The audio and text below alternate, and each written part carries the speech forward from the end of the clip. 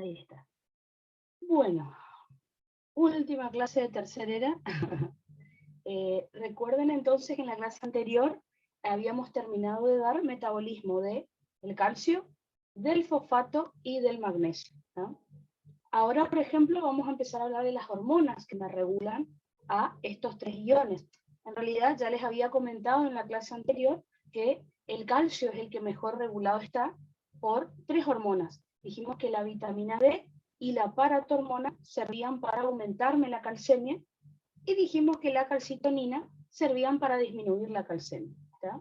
Vamos a estudiar también que el fosfato está más o menos regulado por estas hormonas, como por ejemplo la vitamina D, que me sirve para aumentarme la fosfatemia, y ya vamos a ver que la paratormona en realidad sirve para disminuirme la fosfatemia, ¿está? Y después el magnesio, que todavía no se conoce bien cómo es su regulación. Eso es lo que habíamos dicho hasta ahora, así que vamos a comenzar a estudiar estas hormonas. Vamos a comenzar primero por la vitamina D, ¿está? Como les puse acá ya para que vayamos recordando, la vitamina D sirve para aumentar la calcemia, pero ahora vamos a ver por qué, cuáles son sus funciones. ¿Qué podemos decir acerca de la vitamina D? Primero que nada, vamos a decir que la vitamina D es una hormona esteroide. Entonces ustedes ya saben, al igual que, por ejemplo, el cortisol, que la aldosterona, sabemos entonces que al ser una hormona esteroide se sintetiza a partir del colesterol, ¿tá? Por lo tanto, ya sabemos también que es liposoluble. Entonces, hay varias cosas que ya sabemos acerca de esta vitamina, que a su vez es una hormona. En cuanto al requerimiento diario de que vamos a necesitar de esta vitamina, va a ser de 400 unidades internacionales por día. Es decir, esta es la cantidad de vitamina que yo necesito consumir por día para no tener ninguna patología, que ya vamos a ver cuáles son. ¿Cuáles son los alimentos que nos pueden aportar esta vitamina D? Por ejemplo, las fuentes las vamos a encontrar en varias formas. Por ejemplo, tenemos el colecalciferol, a la cual se denomina vitamina D3. Bueno, esta vitamina D3 no es activa. Ya vamos a ver que para que se vuelva activa, para que pueda tener su función, necesitamos continuar la síntesis en el organismo, que es lo que ya vamos a estudiar. Los alimentos que van a contener colecalciferol, por ejemplo, son la leche, la naranja, el yogur. Los yogures ahora ya vienen con vitamina D, el salmón, la sardina, o sea, fíjense que son pescados de mar, la caballa, el atún, aceite de hígado de bacalao, huevo, el pollo, la carne de vaca. Así que en realidad hay muchos alimentos que van a tener esta vitamina. Una vez que consumimos esta vitamina se va a absorber en duodeno y ayuno. Acuérdense, como ya vimos en digestivo. La vitamina A, la D, la E y la K, dijimos que eran liposolubles, así que se van a absorber como cualquier lípido, ¿tá? Gracias a las micelas formadas por las sales biliares, que recuerden me iban a depositar todos los lípidos, incluidas estas vitaminas, en el enterocito. Ahí ingresaban estos lípidos al enterocito y luego se absorbían junto con el kilomicrón hacia la linfa. Eso era lo que habíamos estudiado en digestivo. Bueno, todas las vitaminas liposolubles van a ser exactamente lo mismo. Otra fuente de vitamina D es el ergocalciferol, a lo cual se le conoce como vitamina D2. Tampoco es activa. Los alimentos donde los podemos encontrar es en los hongos y en las levaduras. Así que no es muy común que consumamos vitamina D2. También se va a absorber en duodeno y ayuno, formando gracias a las micelas de las sales biliares, como ya sabemos por digestivo. Y por último, otra forma de vitamina D que vamos a tener en el organismo es el 7-dehidrocolecalciferol o provitamina D3. Este es el que se encuentra en la piel. Fíjense, no es activa tampoco, o sea que por más de que nosotros consumimos con los alimentos o tengamos, entre comillas, vitamina D en la piel, en realidad no es así. Vamos a ver que para tener vitamina D activa y que cumpla su función biológica, necesitamos del hígado y de los riñones que completen la síntesis. Así que Todo lo que consumimos no va a estar completo si no me funciona el hígado o si no me funcionan los riñones. ¿Tá? Entonces, cuando nosotros nos dicen que tenemos que tomar sol para absorber vitaminas D, en realidad esto no es así. ¿Tá? Un precursor de la vitamina D ya la tenemos en la piel y vamos a ver enseguida que si tomamos sol, comienza la síntesis de esta vitamina, ¿no? Pero se completa recién en los riñones. Entonces, vamos a comenzar con la síntesis de esta vitamina D activa, que es lo que necesitamos. La síntesis, como les dije, va a ocurrir en la piel, en el hígado y en los riñones. Y acá hay algo que les tengo que aclarar. No es que se sintetizan los 3 órganos al mismo tiempo, no, son 3 etapas diferentes. En la piel comienza la síntesis de vitamina D, continúa una segunda fase en el hígado y finaliza en los riñones. Así que, de última, si no se cumple la de la piel, las otras 2 sí o sí se tienen que cumplir. ¿Tá? ¿Cuáles van a ser los estímulos para que se sintetice vitamina D? Necesitamos el más importante, que es la disminución de la calcemia. Puede ser también la disminución de la fosfatemia o el aumento de la paratormona. Ya vamos a ver qué tiene que ver la paratormona con lo que estamos estudiando. Así que, comencemos con la síntesis de vitamina D. Vamos a comenzar en la piel, como les dije hace un ratito. Recuerden que nosotros en la piel tenemos un lípido, que es el 7-dehidrocolecalciferol, también llamado provitamina D3, que es un fosfolípido que está formando parte de los queratinocitos de la piel. Entonces, cuando este 7-dehidrocolecalciferol entra en contacto con la luz ultravioleta, o sea, con la luz del sol, se convierte en colecalciferol, que es la vitamina D3. Si ustedes vamos a suponer que no toman sol, pueden comer, fíjense, el colecalciferol, o pueden consumir ergocalciferol. El más común es el cole. Entonces vamos a suponer, ¿me puedo saltear esta fase, que es la de la piel? Sí, pero voy a tener que comer este colecalciferol que viene con los alimentos, como les dije recién. ¿Tá? No es necesario estar expuesto al sol mucho tiempo. Con que tomemos 20 minutos de sol por día ya es suficiente. Tampoco es necesario que nos tiremos como si estuviéramos en la playa a tomar sol. Imagínense, ustedes van a ir caminando al supermercado y ida y vuelta quizás ya se cumplan los 20 minutos. Y con eso ya es suficiente para una buena síntesis de vitamina D. ¿Tá? Así que, o tomo sol y el 7-dehidrocolecalciferol lo convierto en colecalciferol, o como el colecalciferol con los alimentos y se va a absorber hacia la sangre. ¿Tá?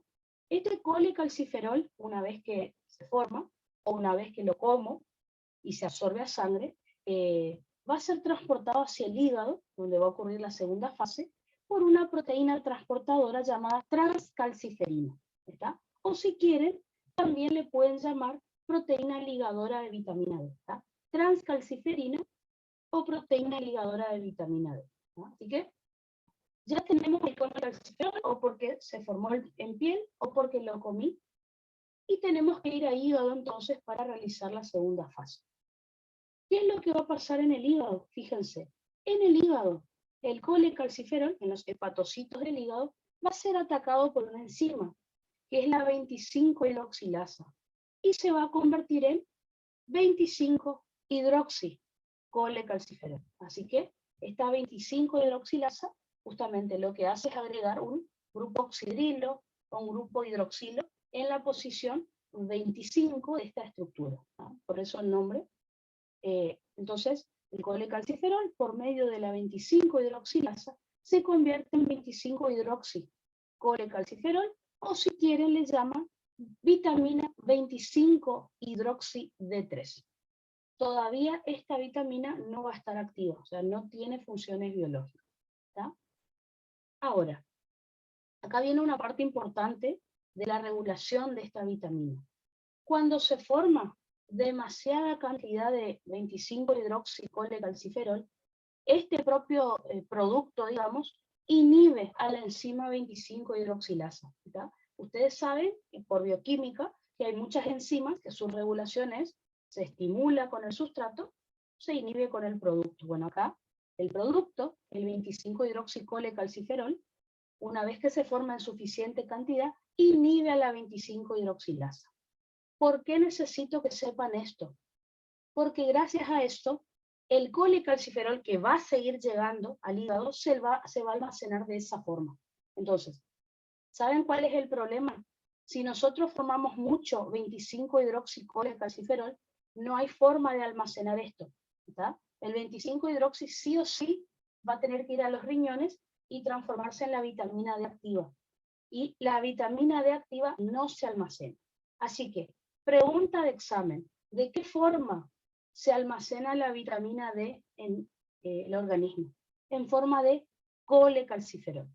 Se almacena en el hígado. Entonces, el colecalciferol, vuelvo a repetir, llega al hígado, es atacado por la 25-hidroxilasa y se convierte en 25-hidroxi. Cuando se formó una suficiente cantidad de 25-hidroxi, este producto inhibe a la 25-hidroxilasa y ahí finaliza la síntesis. Entonces, todo el colecalciferol que va a seguir llegando ya no se va a convertir en 25-hidroxi, simplemente se va a almacenar en el hepatocito. ¿Ya? Eso es lo que va a ocurrir, así que este feedback que tienen acá es muy importante. Todo el colecalciferol que llegue a partir de ahora se va a almacenar, ya no se va a convertir en 25-hidroxi. Todo el 25-hidroxicolecalciferol que sí se haya formado va a pasar a la siguiente etapa, que es en los riñones, ¿no? Fíjense, el 25-hidroxicolecalciferol, una vez que se forma, va a pasar a sangre. Pueden usar la misma proteína transportadora que les nombré recién, ¿ven? La transcalciferina. ¿Ah? Me transportó el colecalciferol de la piel hasta el hígado y me va a transportar el 25-hidroxicolecalciferol desde el hígado hacia los riñones para la última etapa. ¿Qué es lo que va a pasar entonces en los riñones? Vamos con la tercera fase. Llega el 25-hidroxicolecalciferol a los riñones y este 25-hidroxi va a ser atacado por la enzima 1-hidroxilasa. ¿Ah?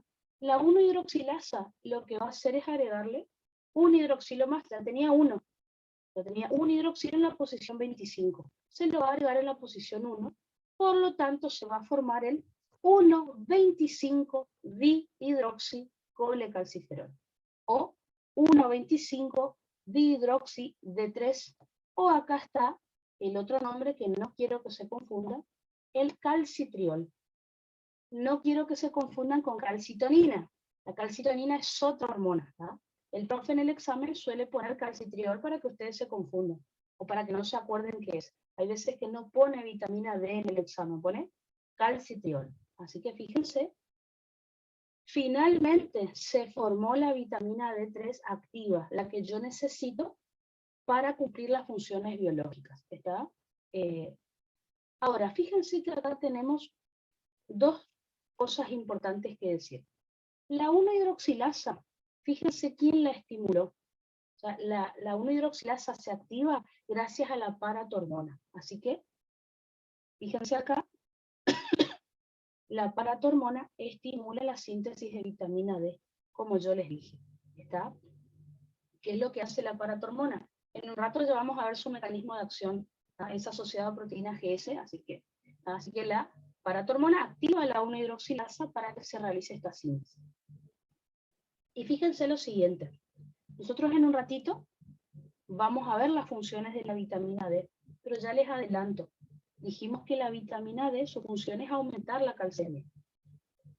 Por ejemplo, ayer ya habíamos visto que lo que hace, por ejemplo, es absorber calcio en intestinos. Entonces, se sintetizó acá la vitamina D. En un ratito les voy a mostrar cómo la vitamina D me aumenta la calcemia. Bueno, vamos a ver que al aumentar la calcemia, esto me inhibe a la paratormona. Y si la paratormona se inhibe, ya no me va a poder activar a la 1-hidroxilasa y por lo tanto no se va a sintetizar más vitamina D. Así que ese es el otro feedback negativo que vamos a tener a nivel de los riñones. Entonces vuelvo a repetir. Esta última fase ocurrió porque la paratormona estimuló a la 1-hidroxilasa. Una vez que la vitamina D que se formó, la vitamina el 1,25 dihidroxicolecalciferol, una vez que actúe, me va a aumentar la calcemia.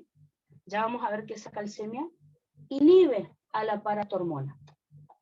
Si yo inhibo a la paratormona, esta paratormona ya no me va a activar a la 1-hidroxilasa y por lo tanto finaliza la síntesis de vitamina D. ¿Tá?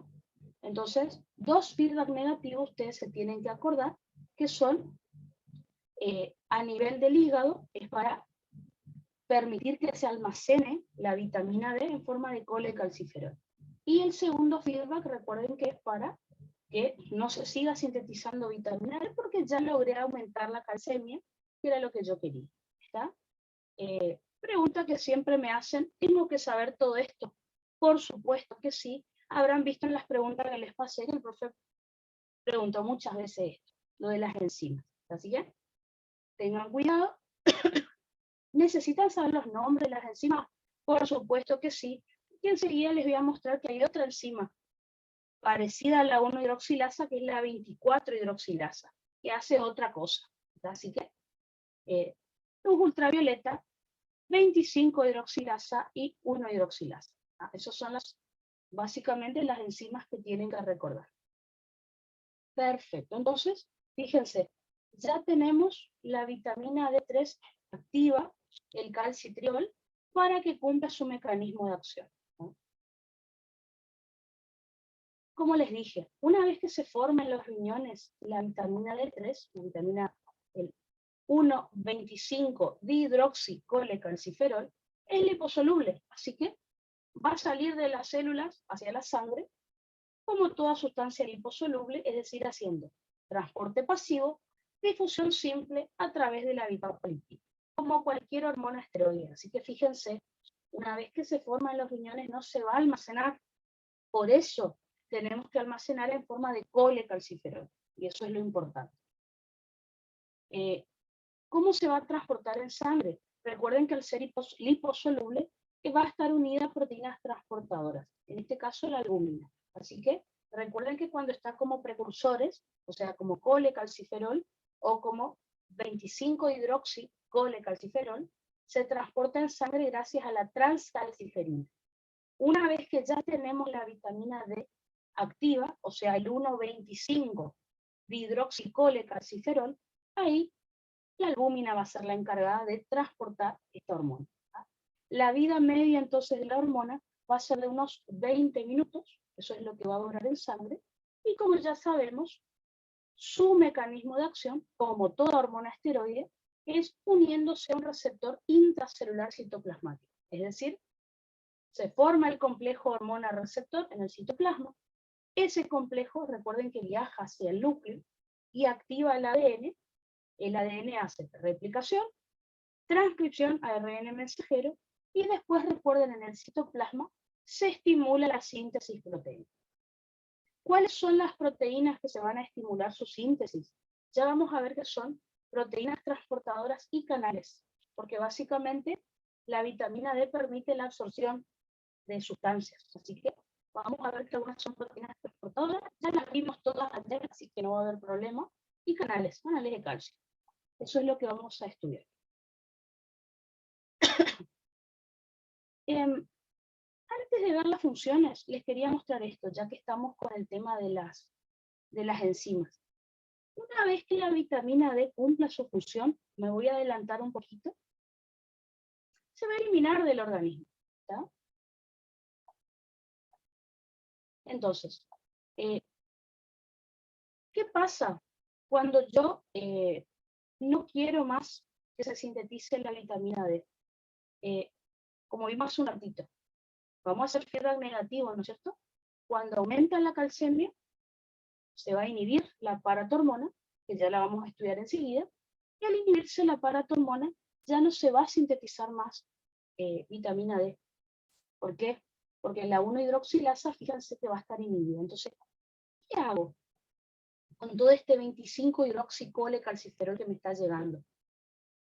Porque a lo mejor se sintetizó mucho en hígado y sigue llegando acá. Bueno, ese 25-hidroxi, como no está activada ya la 1-hidroxilasa, ya no se va a convertir más en 1,25-dihidroxicolecalciferol. Bueno, al estar inhibida la 1-hidroxilasa, quien va a quedar activada es otra enzima, que es la 24-hidroxilasa. ¿Qué es lo que va a hacer la 24-hidroxilasa? A el 25-hidroxicolecalciferol que me sigue llegando de hígado. Este va a ser atacado por la 24-hidroxilasa. Entonces, fíjense, ya no se va a formar 1,25-dihidroxicolecalciferol. Se va a formar el 24,25-dihidroxicolecalciferol o ácido calcitroico. Este ácido calcitroico es el que va a ser eliminado por la bilis, principalmente, y un poquito por orina. ¿Tá? Entonces, si se fijan, el profe preguntó varias veces esto en el examen, lo de el 24-25 hidroxi, preguntó las enzimas si era 24-hidroxilasa, si era 1-hidroxilasa, por eso lo tienen que tener bien en claro. ¿Tá? Fíjense en los choice que les pasé y hace un par de preguntas así. Así que, una vez que se inhibe el aparato hormonal, se inhibe la 1-hidroxilasa.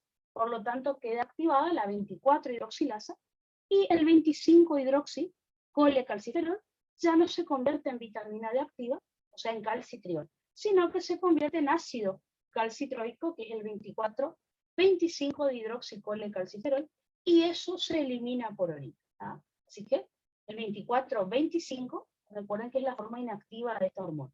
¿No? Por eso les comentaba que hay que saber los nombres de las enzimas. Ahora sí, como para relacionar con esto. Vamos a ver entonces las funciones que va a tener la vitamina D.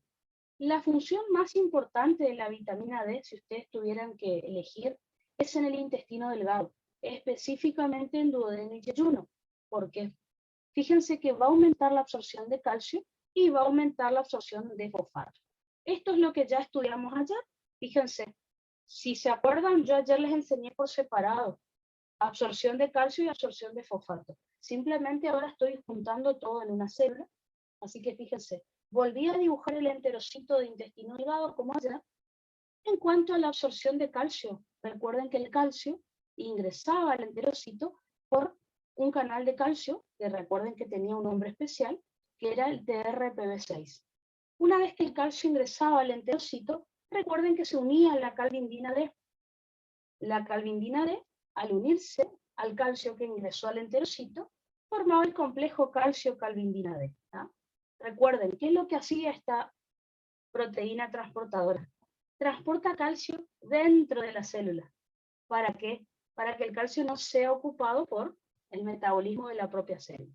Una vez que llegamos a la membrana vasolateral, fíjense que la calvindina D suelta al calcio y el calcio se va a absorber hacia la sangre o por una bomba de calcio o por un intercambiador de sodio-calcio, o sea, un transporte activo secundario de tipo contratransporte. ¿Ah? Fíjense, eso es lo que ya estudiamos ayer. ¿A qué proteína, o sea, qué hace la vitamina D en este mecanismo? Sintetiza proteínas, entonces. Todas las proteínas transportadoras que ustedes ven acá, canal de calcio. Me olvidé sacar el volumen.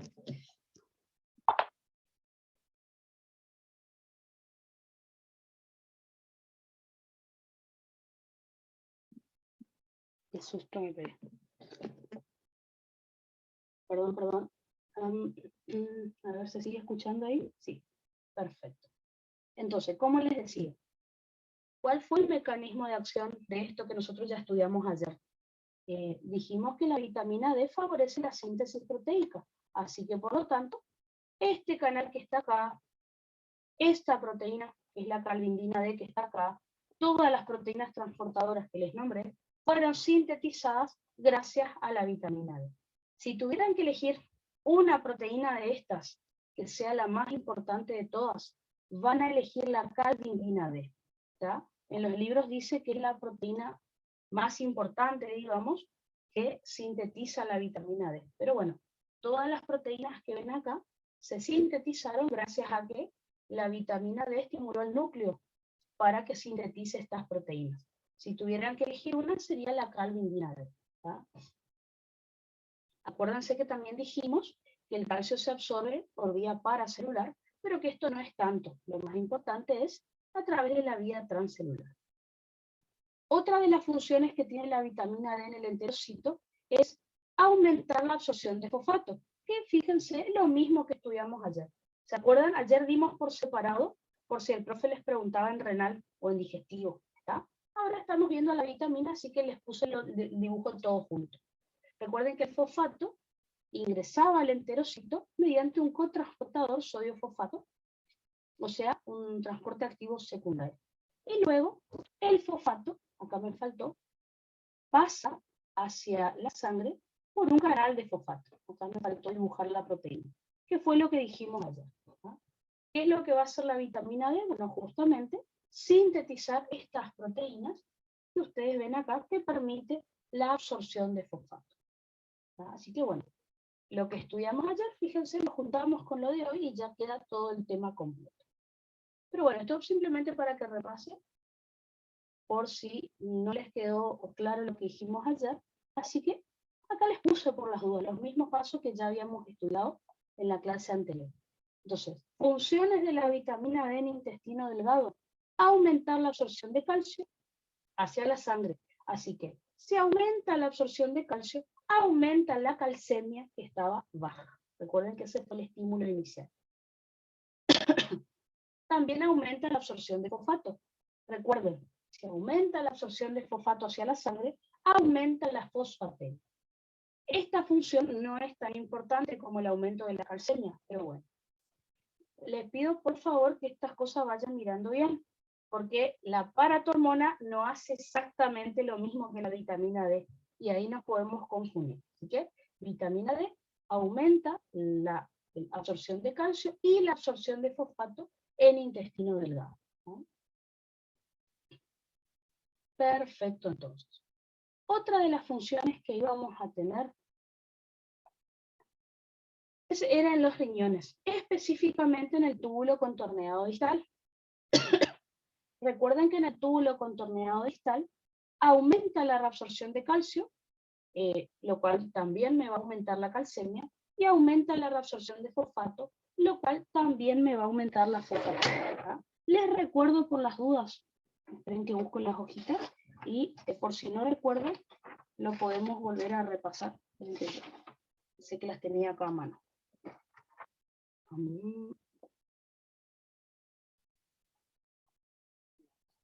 Tengo que tener un ratito de luz. Les recuerdo entonces lo que ya habíamos visto ayer, para hacer un pequeño repasito, nada más.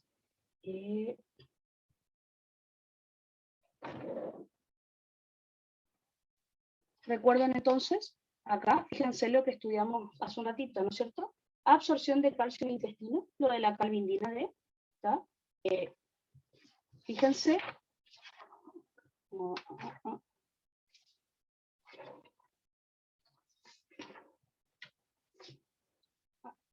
Acá.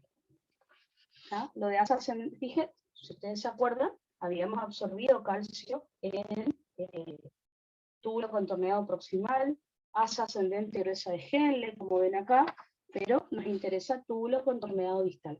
Fíjense que la forma en la que se absorbía calcio en el túbulo distal es muy parecido a intestino. Bueno, en túbulo distal es donde va a estimular la vitamina D. Fíjense, el calcio, recuerden que ingresaba por el TRPV5 o el 6 y se reabsorbe a sangre desde la luz tubular, recuerden, o por una bomba de calcio ATPasa, o por el intercambiador 3 sodio-calcio. Fíjense que eso era lo que había pasado con el calcio. Y bueno, la vitamina D entonces estimula a estas proteínas, la síntesis de estas proteínas. ¿Tá? Así que después, hemos estudiado fosfato, como pueden ver, ¿se acuerdan? El intestino delgado, que ya lo dijimos. ¿Tá? La vitamina D aumenta la absorción del fosfato. ¿Tá? Y después, vimos en el túbulo contorneado distal, de vuelta,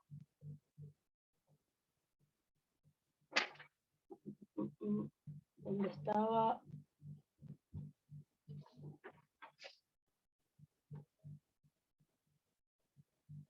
perdón, en el de fosfato vamos a corregir en el túbulo proximal, ¿se acuerdan? Dijimos que se absorbía fosfato en el túbulo proximal nada más, ahora lo vamos a corregir. Acuérdense que era por el cotransportador sodio-fosfato 2A o por el cotransportador sodio-fosfato 2C. Y después el fosfato pasaba sangre desde el capilar hacia el capilar tubular mediante una bomba de fosfato. ¿Tá? Eso era lo que hemos estudiado. Vamos a corregirlo ahí en el pizarrón. El túbulo distal, fíjense que es absorción de calcio, y en túbulo proximal absorción de fosfato, ¿tá? Como ya estudiamos.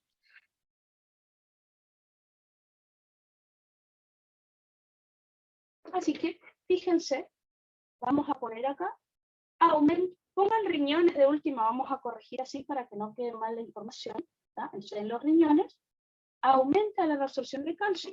Esto ocurre en el túbulo contorneado distal, ¿por qué?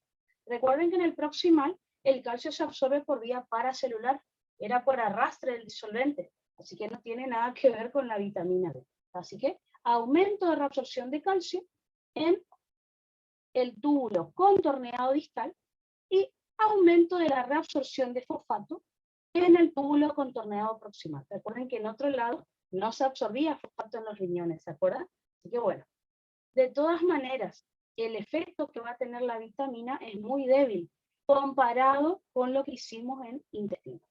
Así que si tuvieran que elegir lo más correcto, sería lo que ocurrió en intestino delgado.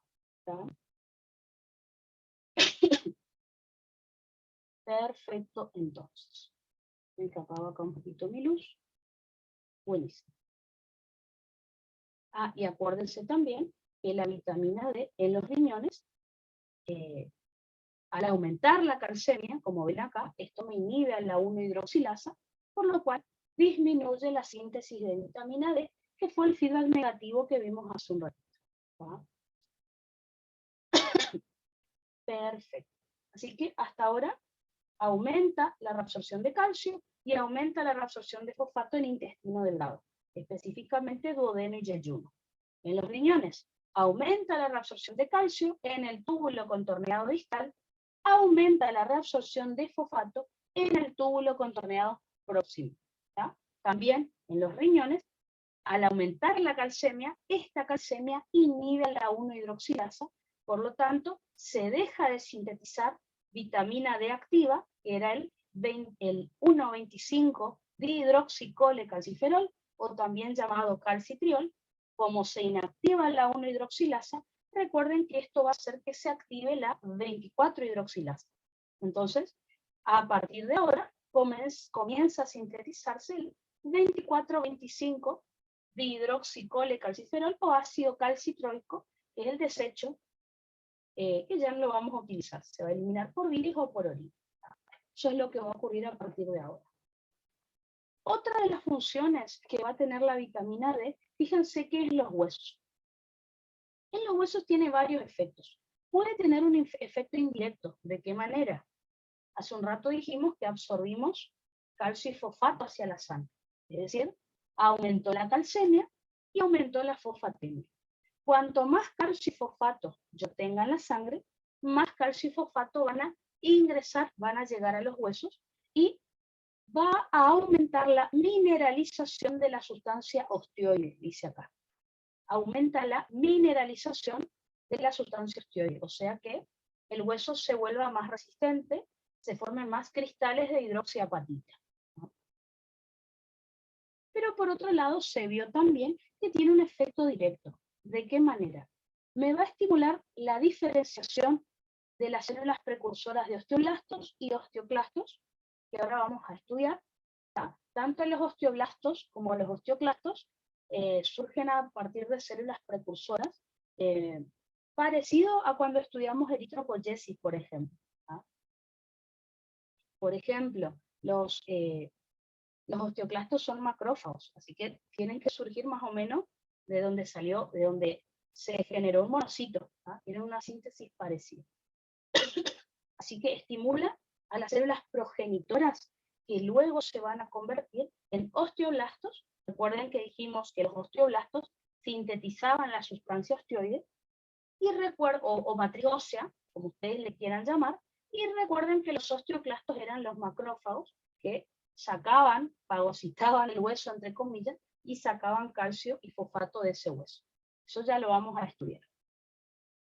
Otra de las funciones que tiene en el hueso la vitamina D es que estimula la síntesis de proteínas que no sean colágeno e inhibe la síntesis del colágeno. De esta manera aumenta la tasa de renovación ósea. ¿Ya? Por un lado estimula a osteoblastos para que sinteticen colágeno, pero por otro lado inhibe la síntesis de colágeno. Entonces, como que hay un equilibrio entre la acreción ósea, recuerden que era el depósito de sales, el depósito de hueso, la síntesis de hueso, y los osteoclastos que hacían resorción ósea, o sea, sacaban calcio y fosfato del hueso, ¿no? Básicamente, mantiene un equilibrio, podríamos decir. Ya vamos a ver en un ratito glándulas paratiroides. Bueno, la propia vitamina D, o sea, yo les había contado hace un rato que al aumentar, vuelvo un ratito hacia atrás, ya lo vamos a ver enseguida. Vieron que yo les dije, al aumentar la calcemia, esto me inhibe a la paratormona. Eso es lo que les había contado. Bueno, se vio, y ahora les voy a mostrar en un ratito, que la propia vitamina D puede ir a las células de las glándulas paratiroides e inhibir al núcleo. Inhibe directamente al ADN para que no se sintetice más paratormona.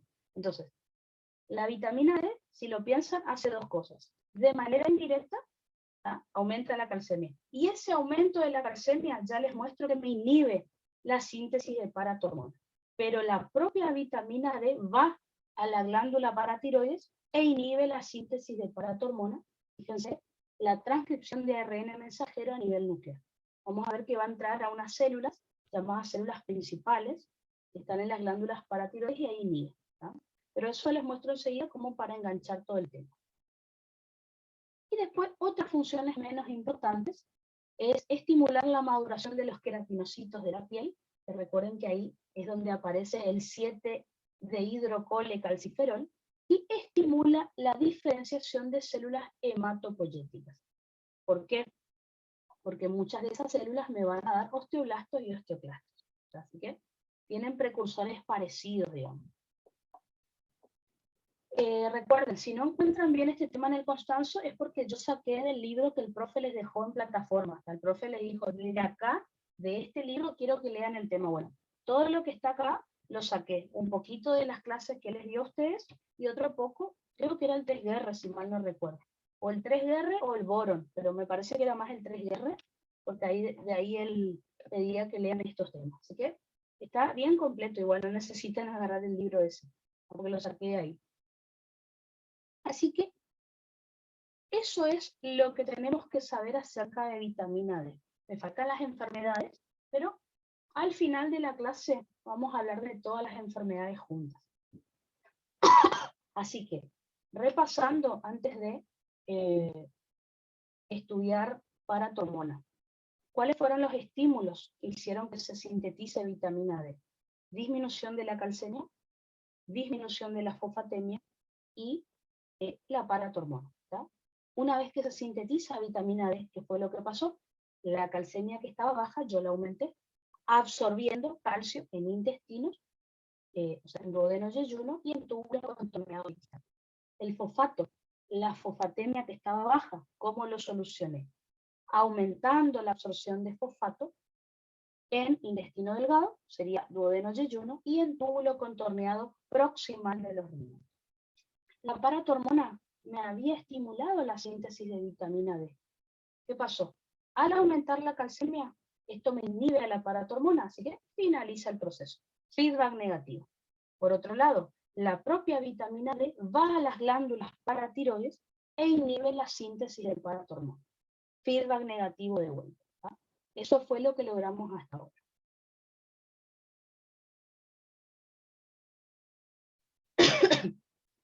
Perfecto, entonces. Ya estudiamos entonces a la vitamina D.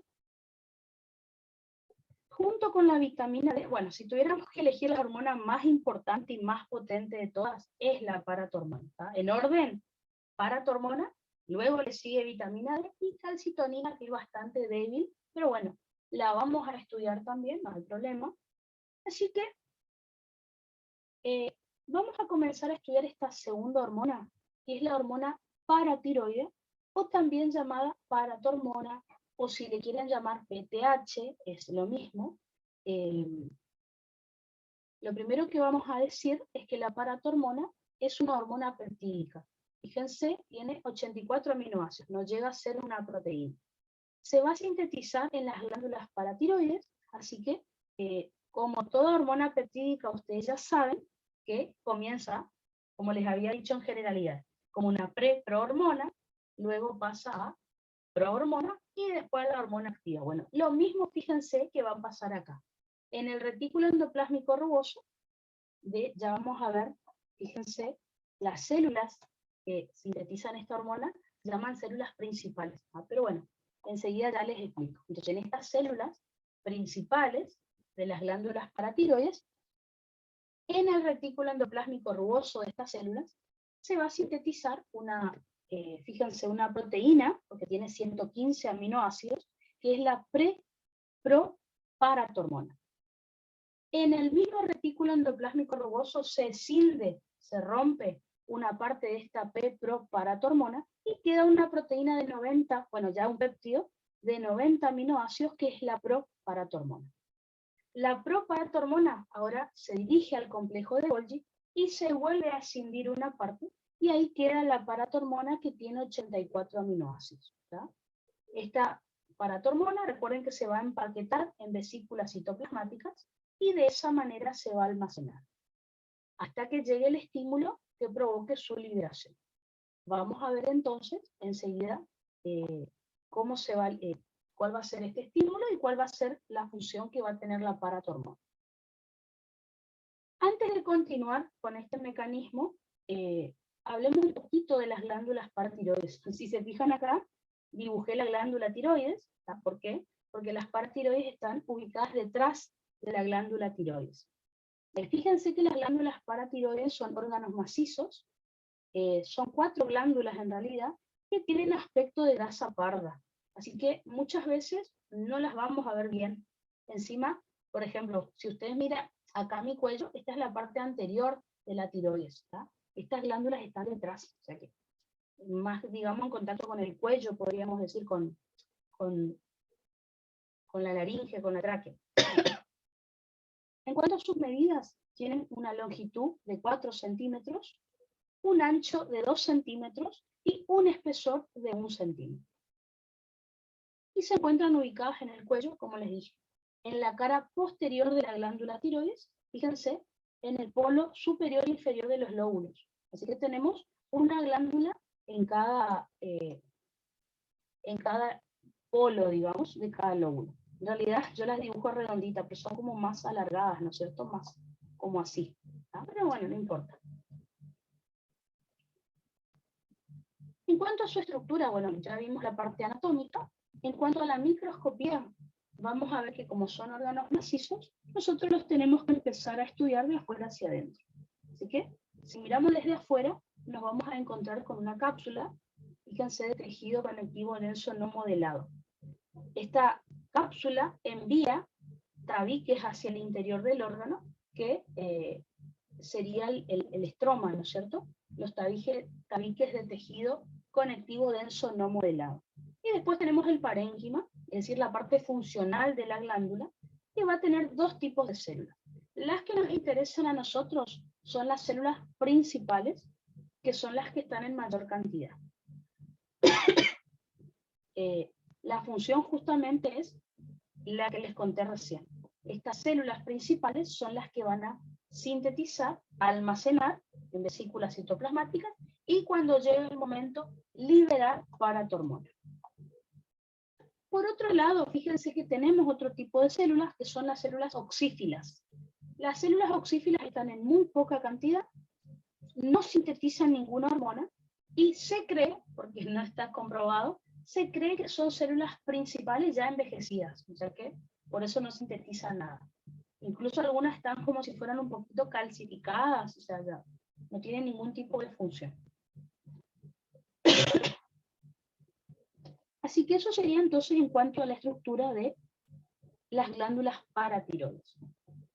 Como les dije, ya sintetizamos la paratormona, se encuentra almacenada dentro de las células principales, en vesículas citoplasmáticas, y esto, recuerden, como toda hormona peptídica o proteica, puede durar días o puede durar semanas, ¿tá? Hasta que llegue el estímulo.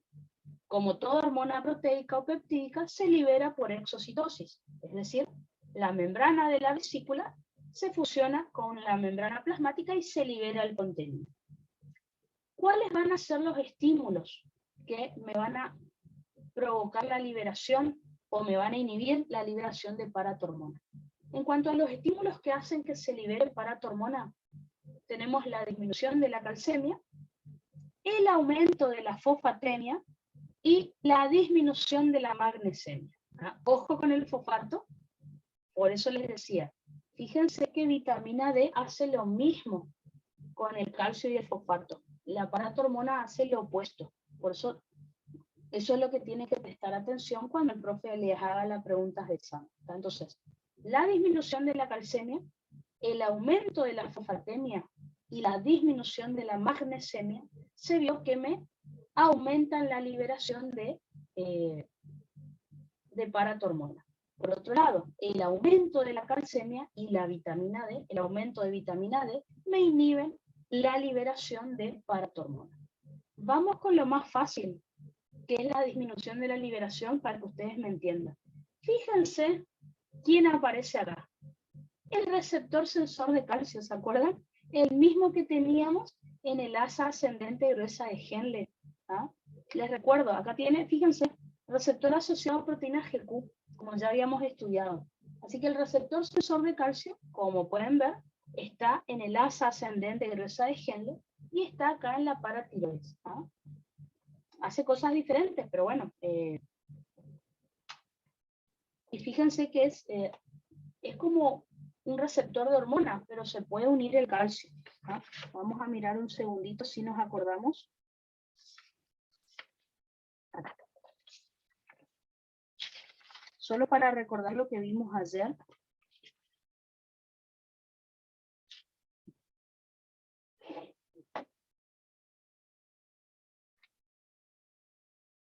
Entonces, si les suena de algún lado, es porque ya vimos este tema. Tengo que prender mi luz. Si se acuerdan, lo dimos tanto en calcio como en magnesio, porque afectaba a ambos, ¿no es cierto? La absorción de ambos iones en los riñones. Entonces, recuerden ustedes lo que vimos ayer. Por ejemplo, acá les mostré el calcio, recuerden que el del magnesio era lo mismo. ¿Se acuerdan que por el cotransportador sodio-potasio 2-cloro había ingresado calcio a la célula tubular del asa ascendente gruesa de Henle? Recuerden que luego este potasio, el potasio que me interesa acá, recuerden que había hecho retrodifusión, como ya vimos en renal, al aumentar potasio en el... dijimos que no se decía secreción, ¿se acuerdan? Se decía retrodifusión porque no íbamos a perder potasio por orina. Al hacer retrodifusión el potasio hacia el tubular, recuerden que le aportaba una carga positiva de más 8 milivoltios a la parte externa de la membrana de estas células tubulares.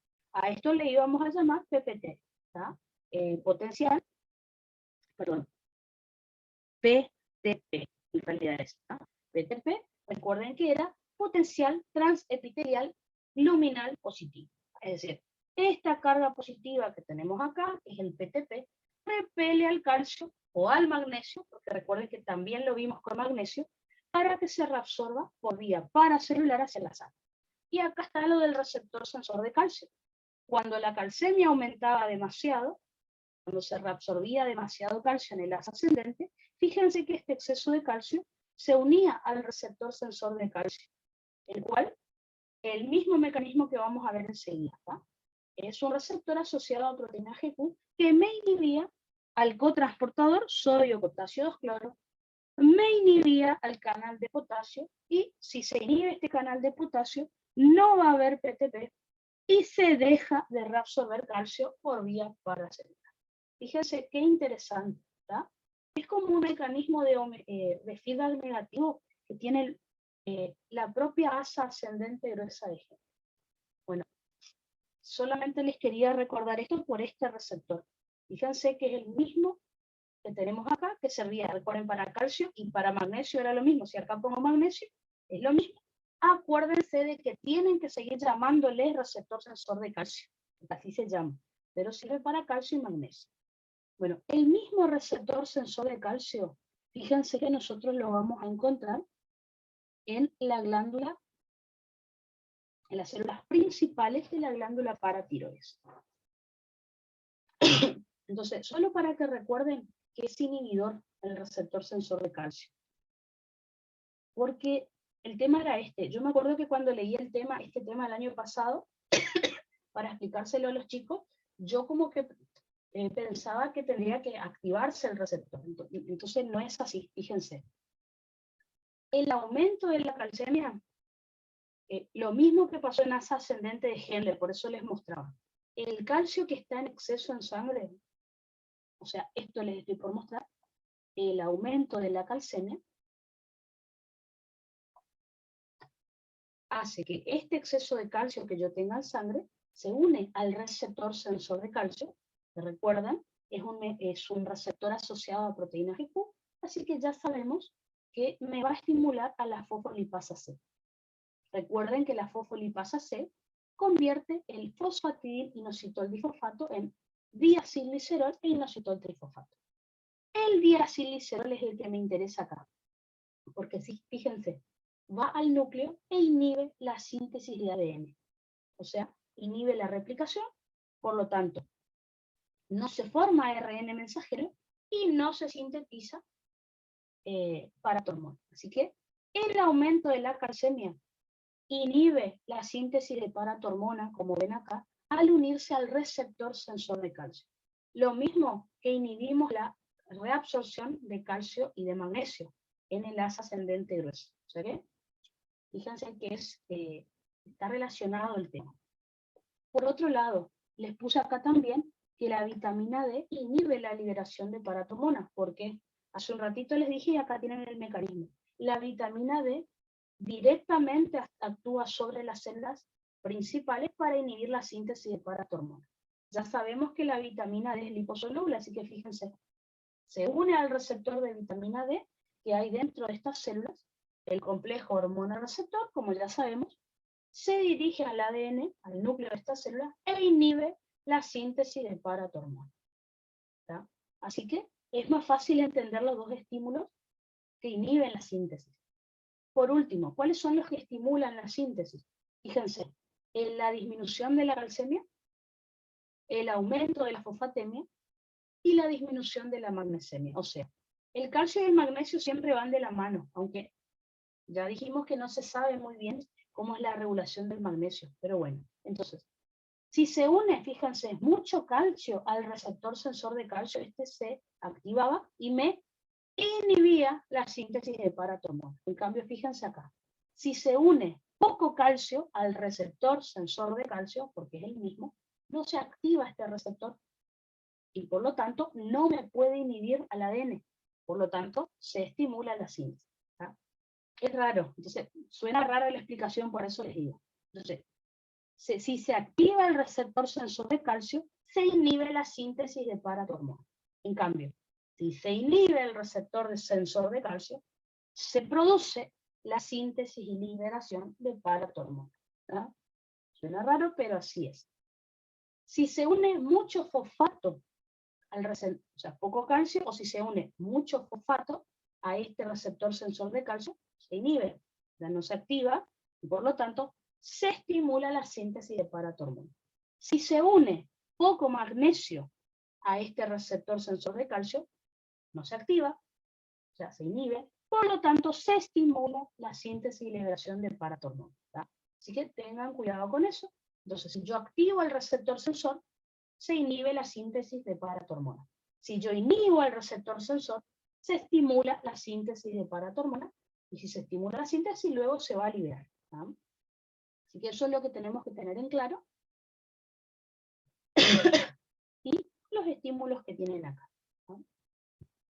Esto el profe lo explicó por primera vez recién el año pasado, así que me acuerdo que en el 2020 no dio esta parte del receptor sensor, así que bueno, ténganlo en cuenta, porque explicó bastante, así como estamos viendo, explicó bastante este tema en su clase, así que por las dudas le prestan mucha atención, si no se acuerdan bien los estímulos. Así que, como dijimos, vamos a liberar la paratormona por exocitosis, vamos a liberar a sangre. Una vez que tengamos la paratormona en sangre, recuerden que es hidrosoluble, porque es un péptido, así que por lo tanto va a circular libre en plasma. No va a necesitar de proteína transportadora. Fíjense que su vida media va a ser de unos 10 minutos, más o menos, y su mecanismo de acción va a ser a través de un receptor asociado a proteína G. Estoy hablando de proteína GS. Algunos libros dicen que es GQ, está ahí la discusión, pero bueno, el profe dijo que es GS, así que, pero algunos libros dicen GS, otros dicen GQ. De todas maneras, piensen que tanto GS como GQ pueden fosforilar proteínas. Si es GS, una PKA, y recuerden que si es GQ teníamos una PKC, si es a través del diacilglicerol, o una proteína quinasa dependiente de calcio-palmolina, por parte del inositol trifosfato. O sea, de todas maneras se puede activar estos mecanismos. Así que el profe dice receptor asociado a proteína GS. Ya sabemos que la proteína GS me va a estimular a la adenilatociclasa. La adenilatociclasa, recuerden que convierte ATP en AMP cíclico, y esto me activa la proteína quinasa. Esta quinasa es la que va a fosforilar proteína para que se cumplan los mecanismos de acción que vamos a ver ahora. Entonces, ¿cuáles van a ser las funciones que va a tener la paratormona? Una de las primeras funciones que va a tener es en la síntesis de vitamina D. Volvemos hacia atrás porque ya lo sabemos. Fíjense, la paratormona me estimula a la 1-hidroxilasa. La quinasa, la PKA, fosforila a la 1-hidroxilasa y la activa. Y la 1-hidroxilasa sabemos que sintetiza el calcitriol, o sea, el 1,25 dihidroxicolecalciferol. Así que esa función ya la sabíamos.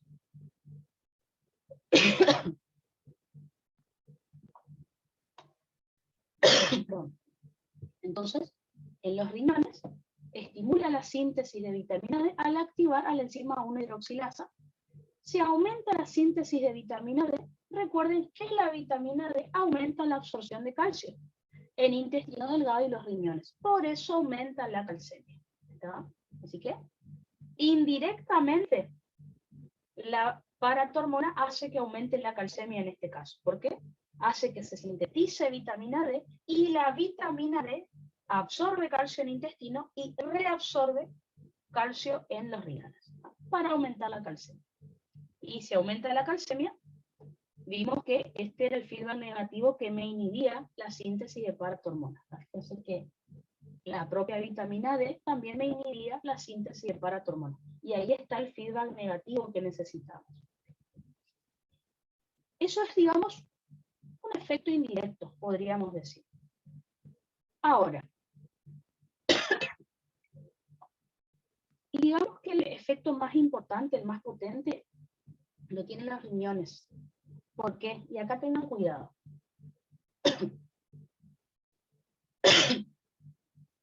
En los riñones, la paratormona aumenta la reabsorción de calcio. El túbulo contorneado distal y colectores, ¿tá? Como hemos visto hace un rato.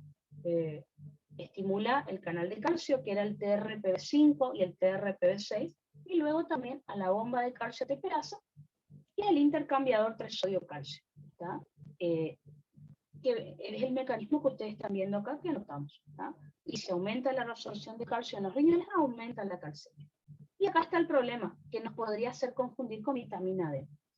Yo les conté que la vitamina D aumenta la reabsorción de calcio y aumenta la reabsorción de fosfato en los riñones.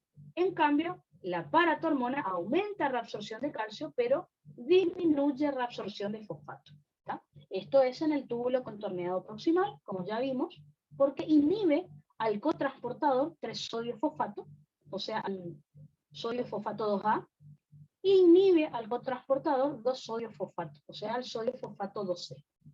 Así que, si disminuye la reabsorción de fosfato, disminuye la fosfatemia, o sea, la cantidad de fosfato en sangre.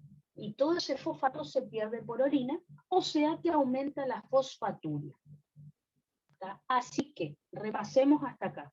La vitamina D aumenta en intestino delgado. La vitamina D aumenta la reabsorción de calcio y aumenta la reabsorción de fosfato. La paratormona no hace nada en intestinos directamente. Afecta a la vitamina D, pero la paratormona, ella en intestinos no hace nada. Estimula así la síntesis de vitamina D para que la vitamina D cumpla esas funciones en intestinos. ¿No? En riñones, la vitamina D aumenta la reabsorción de calcio, aumenta la reabsorción de fosfato. La paratormona aumenta la reabsorción de calcio, pero disminuye la reabsorción de fosfato. Dependiendo de la patología que estemos estudiando, hay que ver cómo va a estar la fosfatemia, cómo va a estar la fosfaturia, cómo va a estar la calcemia, cómo va a estar la calciuria. ¿No? Fíjense esos detalles, sobre todo cuando estudiamos las patologías, que por ahí nos podemos llegar a confundir. Así que en riñones, vitamina D y paratormona no hacen lo mismo. ¿No? Y acá está lo más importante. Si ustedes tuvieran que elegir la función más importante que tiene la paratormona es en los huesos, es la más importante. Función más importante de la vitamina D es en intestinos, ¿no? Aumentando la reabsorción de calcio y la de fosfato en intestino delgado, específicamente duodeno y yeyuno. La función más importante de la paratormona es en los huesos. ¿Qué es lo que hace la paratormona en los huesos? Me estimula la resorción ósea. Yo ya les había hablado de los osteoblastos, los osteocitos y los osteoclastos, pero no les conté específicamente todas sus funciones. Lo vamos a ver ahora en mayor detalle. Entonces, ¿qué hace la paratormona en los huesos? Aumenta la resorción ósea.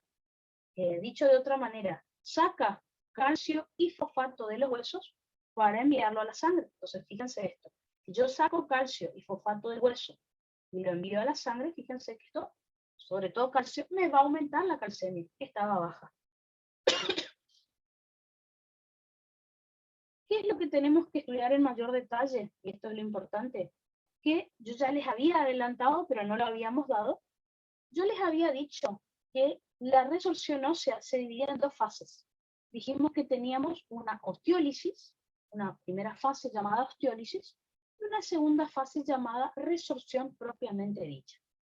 Recuerden que la osteólisis era la forma rápida de sacar calcio del hueso y enviarlo a la sangre. Fíjense que la calcemia aumenta en 10 a 15 minutos, aumenta súper rápido. Y va a ser producida por los osteocitos. Y acá era lo que yo les decía. ¿Se acuerdan? Por lo menos a mí, no sé a ustedes, pero a mí en histología me dijeron que los osteocitos eran osteoblastos, pero ya inactivos, porque ya no tenían mucha actividad. Bueno, van a ver que tienen muchísima actividad. ¿Ah? Así que los osteocitos producen osteólisis, que es la forma rápida de sacar calcio del hueso y enviarlo a la sangre. La calcemia aumenta en 10-15 minutos por este proceso. Por otro lado, tenemos que estudiar la resorción propiamente dicha, que es la forma lenta de sacar calcio del hueso y enviarlo hacia la sangre. Fíjense que la calcemia recién aumenta en 2 a 3 días por este mecanismo. La resorción propiamente dicha está producida por los osteoclastos. Acá está el problema. En histología, por lo menos a mí, me dijeron que los osteoclastos nomás hacían resorción. Me decían, osteoblastos y osteocitos sintetizan hueso. En realidad, osteoblasto sintetiza, osteocito mantiene, me dijeron a mí, en histología, y osteoclastos hacen resorción. Como pueden ver, no es tan así. Los osteocitos realizan una osteólisis, una forma rápida de sacar calcio del hueso. Los osteoclastos realizan una forma lenta de sacar calcio del hueso. ¿Por qué es rápida o por qué es lenta? Y ahí está la parte interesante. Si ustedes se acuerdan, en la clase anterior, yo les conté que el 99% del hueso está calcificado, ¿no es cierto? Está duro, pero había un 1% que era líquido. Entonces, imagínense, ¿cómo puedo hacer yo para sacar rápido calcio del hueso? Lo voy a sacar del hueso líquido, porque ahí no tengo que romper nada, simplemente saco el calcio de ahí por transporte, que es lo que vamos a ver ahora. Por otro lado, ¿por qué es la resorción propiamente dicha es lenta? Y porque ahí sí tengo que romper hueso. El hueso que está calcificado, osificado, lo tengo que romper, sacarle las sales de calcio y de fosfato y ahí enviarlas hacia la sangre. Entonces, comencemos primero por la osteólisis, que es lo más sencillo. Como les dije recién, la osteólisis es la forma rápida de sacar calcio de los huesos. Obviamente su función va a ser aumentar la calcemia en 10 a 15 minutos y va a ser producido por el sistema de membranas osteocíticas. Así les puede llamar el profe. Acuérdense que eran estos osteocitos que estaban interconectados entre sí. Así vamos a buscar a ver si encuentro el dibujito que les hice ayer. Pero bueno, es el mismo que tienen ahí. Creo que ya lo voy a encontrar.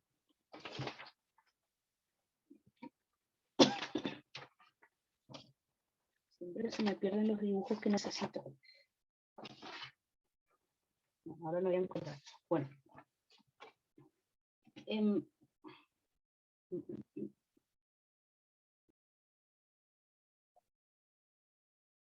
Entonces, en la clase de ayer yo les había hecho este dibujito, ¿no es cierto? Les había dicho que este era un osteocito. Fíjense que en realidad se acuerdan que primero era un osteoblasto, y al sintetizar la sustancia osteoide, la matriz ósea, esa matriz ósea, recuerden que luego se calcificaba, y acá está el hueso calcificado, ¿ven? Y como ese osteoblasto quedaba rodeado de hueso compacto, de hueso calcificado, se convertía en osteocito. Ese osteocito obviamente necesita comunicarse con las otras células. Y fíjense que lo iba a hacer mediante prolongaciones citoplasmáticas, que lo conectaba con otros osteocitos, ¿ven? ¿Cómo le llama a toda esta red de osteocitos que están interconectados? El profe le llama sistema de membranas osteocíticas. Pero no se preocupen, se está refiriendo a todos los osteocitos. Así que, si el profe le dice la osteólisis es producida por el... O algunos chicos el año pasado les preguntó en los orales, háblame del sistema de membranas osteocíticas. Y el alumno que me contó esto quedó así, después se acordó que eran los osteocitos nada más. ¿Ah? Le tienen que hablar de los osteocitos y que la función que tienen es la osteólisis. Y que esto es producido por la paratormona, como vamos a ver ahora. Ahora, esto es lo que les quería mostrar y lo que vamos a dibujar en un ratito. Si ven acá, yo dibujé en color azul, que la mayor, imaginen que todo esto, casi todo esto pinto de azul. Casi todo el hueso, si yo pintara acá la hoja, estaría todo de este color. ¿Por qué? Porque todo el hueso está calcificado. Ahora, fíjense, entre el hueso calcificado y el osteocito, tenemos esto que yo pinté en color amarillo, que es hueso que no está calcificado. Por eso le llamábamos hueso líquido o líquido óseo. Así que recuerden, ¿de dónde va a sacar el osteocito tan rápido el calcio? De este líquido. Lo único que tiene que hacer es transporte, y eso es lo que les voy a mostrar ahora. Haciendo transporte de calcio a través de esta célula, va a lograr sacar el calcio que ya está acá y no está calcificado, no está formando cristales de hidroxiapatita. Está totalmente líquido. Por eso la osteólisis es una forma rápida de sacar calcio del hueso. Ahora, cuando yo me quedo sin calcio acá en este líquido óseo, obviamente tendré que romper esto. Y ahí sí, los osteoclastos son los que se van a encargar de eso. ¿Tá? Así que vamos a dibujar de vuelta nuestro osteocito para ver cómo es el transporte. La verdad que es muy fácil igual, pero lo dibujamos así para que... Así que tenemos nuestro osteocito con sus prolongaciones, ¿no es cierto? Este osteocito, recuerden, en su mayor parte, como le dibujé recién, está rodeado de todo hueso compacto, ¿no? Que no lo rodea completamente, sino que tenemos entre el hueso compacto y el osteocito, como les dije, tenemos líquido óseo. Entonces, vamos a suponer que yo necesito enviar el calcio que está acá, vamos a hacer el mismo dibujo, el calcio que está acá en este líquido óseo, que está bañando al osteocito, yo lo necesito enviar a sangre. Dije, en amarillo, digamos, acá está todo el hueso líquido o líquido óseo, para que ustedes se acuerden. Entonces, supongamos que yo necesito enviar el calcio que está ahí, o sea, necesito hacer osteólisis. Tengo que enviar entonces ese calcio a sangre. Supongamos entonces que acá tenemos un vasito sanguíneo. ¿Tá? Recuerden, capilar sanguíneo. Como ya saben, el capilar solamente tiene endotelio, así que yo necesito enviar el calcio hacia la sangre. ¿Qué es lo que voy a hacer entonces? Simplemente transporte, no tengo que romper nada, saco el calcio de acá. ¿De qué manera? Lo que va a pasar es lo siguiente. En primer lugar, a favor de su gradiente, el calcio va a ingresar al osteocito por un canal de calcio. Así que sin problemas y a favor de su gradiente, ingresa calcio desde el líquido óseo, ingresa calcio al osteocito. Una vez que ya tenemos calcio dentro del osteocito, por una bomba de calcio ATPasa, ese calcio va a pasar hacia la sangre. Y listo. Me aumenta la calcemia en 10 a 15 minutos. Así que, canal de calcio y luego bomba de calcio ATPasa. Transporte pasivo, difusión simple, para que el calcio pase desde el líquido óseo hacia el interior del osteocito. Y luego, por una bomba de calcio ATPasa, el calcio pasa hacia la sangre y me aumenta la calcemia en 10 a 15 minutos. ¿Dónde actuó la paratormona? Porque les dije que la paratormona hace que se produzca la resorción. La paratormona, por su mecanismo de acción, que era asociado a proteína GS, ¿a quién habrá fosforilado? A la bomba. La paratormona, entonces, o sea, la proteína quinasa A, que se activó gracias a la paratormona, fosforila entonces a esta bomba de calcio ATPasa para que se produzca la osteólisis. Así que, por lo tanto, el osteocito tiene receptores para paratormona. Y eso es la osteólisis. Es bastante fácil en realidad porque es solo transporte. La que es un poquito más complicada es la resorción propiamente dicha, pero ya lo vamos a estudiar. Fíjense entonces que ustedes tienen el dibujito ahí, pero bueno, lo vamos a repasar. Así que si el profe le dice, bueno, háblame del sistema de membranas osteocíticas, fíjense que les está pidiendo que hablen de los osteocitos y qué función tienen, es decir, la osteólisis. Perfecto, entonces. Lo que les expliqué, fíjense que les puse el mecanismo acá, acuérdense, los osteocitos tienen receptores para paratormona, así que la paratormona activa una proteína quinasa A dentro del osteocito y esto me activa a la bomba de calcio ATPasa, sin problemas. Recuerden que el calcio se extrae del líquido óseo, no necesito romper nada, simplemente el calcio está disuelto ahí en ese líquido. Ya dijimos ayer que este líquido óseo representa el 1% del hueso nada más, porque el 99% está calcificado. En cuanto al mecanismo, ya les dije, el calcio ingresa al osteocito a través de canales de calcio, transporte pasivo, difusión simple, y después pasa hacia la sangre por medio de una bomba de calcio ATPasa, que es transporte activo primero. Y con eso, listo, ya explicamos la osteólisis, es decir, la función que tiene el sistema de membranas osteocíticas. ¿Tá? Ahora, el tema es el siguiente. La otra fase que tenemos que estudiar es la resorción propiamente dicha. La resorción propiamente dicha, como les dije hace un ratito, es la forma lenta de extraer calcio de los huesos. Obviamente, tarda un poco más, pero la calcemia me aumenta en 2 a 3 días. Entonces, la osteólisis es la forma rápida, la calcemia me aumenta enseguida, pero no tengo mucho calcio para aumentar la calcemia. Sé que no es tan potente. Es rápida, pero no es potente. Ahora, la resorción propiamente dicha tarda un poquito más, pero es recontra potente. ¿Por qué? Porque tengo 99% de huesos al cual sí le puedo sacar calcio. Y va a ser producida por los osteoclastos. Ya sabemos, por histología, que los osteoclastos son macrófagos, tienen un tamaño de 30 a 50 micras, y acá habrán visto en rojo ahí lo que escribí. El problema es ese. Con los osteocitos no había drama, claro. Si los osteocitos, el cuerpo es complicado. Cuando yo me pongo a leer este tema, el cuerpo es complicado. Vamos a suponer que el profe ya lo hizo varias veces. El profe le hace esta pregunta. ¿Qué células tienen receptores para paratormona? Y ustedes dicen, claro, los osteocitos hacen osteólisis, así que tienen receptor. Perfecto. Los osteoclastos hacen resorción propiamente dicha, así que tienen que tener receptores para paratormona. No tienen.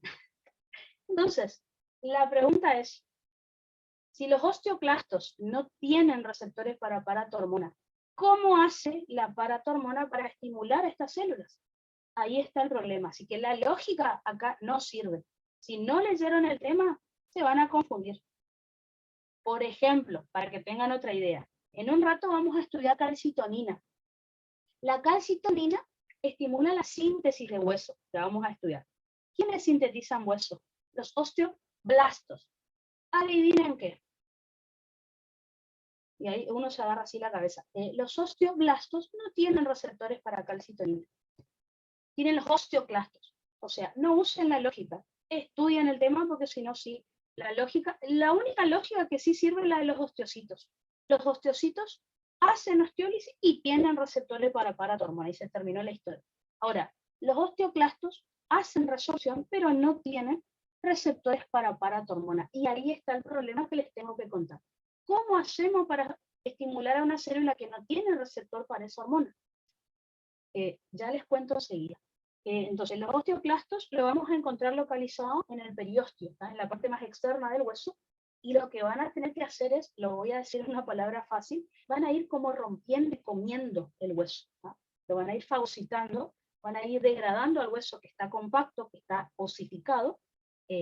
Una vez que destruyan, que fagociten un poquito de ese hueso que está duro, que está compacto, le van a sacar el calcio y el fosfato, y ahí lo van a enviar hacia la sangre. Antes de ver ese mecanismo, necesito resolver esta cuestión. ¿Cómo estimulo a una célula que no tiene receptor para esa hormona? La paratormona, y acá está lo peor, adivinen qué célula tiene receptores para paratormona. Los osteoblastos. Y uno dice, uy, pero si los osteoblastos sintetizan hueso, no hacen resorción. ¿Por qué? ¿Por qué nuestro cuerpo es tan complicado y nos complica la vida para estudiar medicina? Bueno, es así. Entonces, en realidad, quien tienen receptores para paratormona son los osteoblastos. Lo voy a explicar fácil y enseguida ahí les muestro. El tema es así. La paratormona va a estimular a los osteoblastos para que ellos sinteticen otras sustancias y esas sustancias estimulan a los osteoclastos. Así que es como de manera indirecta que se terminan estimulando los osteoclastos. Esa es la versión corta de la historia. Vamos a ver la larga. El tema es así. Lo tienen escrito acá, pero lo vamos a hacer más fácil. ¿Qué es lo que hace la paratormona? La paratormona estimula a los precursores de los osteoblastos para que proliferen y se formen muchos osteoblastos. A su vez, una vez que ya tenemos osteoblastos, la paratormona estimula a los osteoblastos para que liberen sustancias. Y esas sustancias estimularán a los osteoclastos. ¿Ah? Así que vamos por acá. La paratormona, fíjense acá, les puse para que recuerden, estimula a la unidad formadora de colonias fibroblasto-mesenquimáticas, que es la célula como precursora de los osteoblastos. Fíjense, si no se acuerdan el nombre, acá está, así que no se preocupen. Entonces, la paratormona, por su mecanismo de acción, estimula a la UFCF, es decir, a la unidad formadora de colonias fibroblasto-mesenquimáticas, para que prolifere y se diferencie, o sea, para que haga mitosis y se diferencia en la célula que sigue. Esto les trae malos recuerdos, porque parece como si estuviéramos hablando de eritropoyesis, yo ya sé, pero bueno. Entonces, la UFCF hace mitosis y se diferencia a la célula que sigue, que es la célula osteoprogenitora, o también llamada célula precursora osteoblástica. Esta célula, fíjense que también es estimulada por la paratormona para hacer mitosis y diferenciación a la célula que sigue, que finalmente es el osteoblasto, que ustedes conocen. ¿tá? Así que hasta ahora, una de las funciones de la paratormona es estimular la proliferación de osteoblastos, ¿ven? A partir de sus células precursoras, ¿no? Que es la primera función que ven acá. ¿no? Estimula las células para que se conviertan en osteoblastos. Una vez que ya tenemos osteoblastos, de vuelta, la paratormona estimula a los osteoblastos para que liberen sustancias. ¿cuáles van a ser esas sustancias? Los osteoblastos, al ser estimulados por la paratormona, van a liberar interleuquinas, como la interleuquina 1, la interleuquina 6, la interleuquina 10, el factor de necrosis tumoral alfa. Fíjense que son las mismas interleuquinas que me dan fiebre, para que no se olviden, son las mismas que me dan fiebre, una infección. Pero bueno, coinciden. Y acá, si tuvieran que acordarse de una sustancia, la más importante es el rank ligando. ¿Está? Rank L o rank ligando significa ligando para el receptor rank. Entonces, el osteoblasto, al ser estimulado por la paratormona, libera todas estas sustancias. ¿Qué hacen todas estas sustancias? Principalmente el rank ligando. Estimulan la proliferación de osteoclastos y luego estimulan al osteoclasto para que haga resorción propiamente dicha. Cuando yo digo que todas estas sustancias que están acá estimulan la proliferación de osteoclastos, estoy diciendo que estimulan a sus células precursoras hasta que obtenemos los osteoclastos. ¿Ah?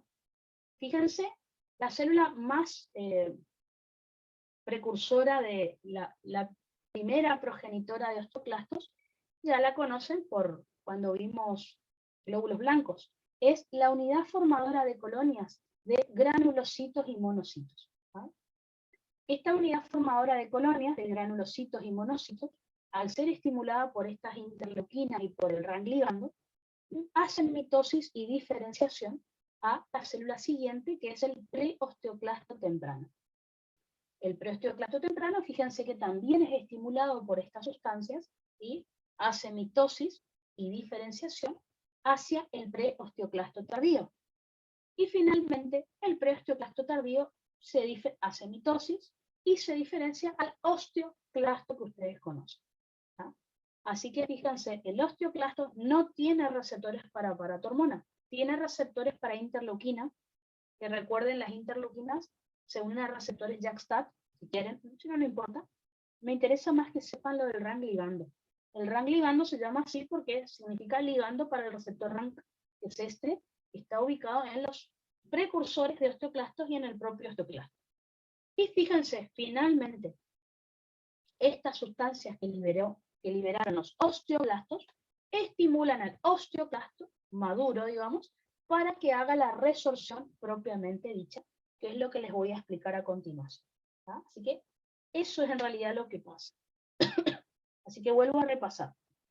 Si yo quiero hacer osteólisis, la osteólisis, que es la fase rápida de la resorción, la hace el osteocito. El osteocito tiene receptores para paratormona, así que todos felices. ¿Ah?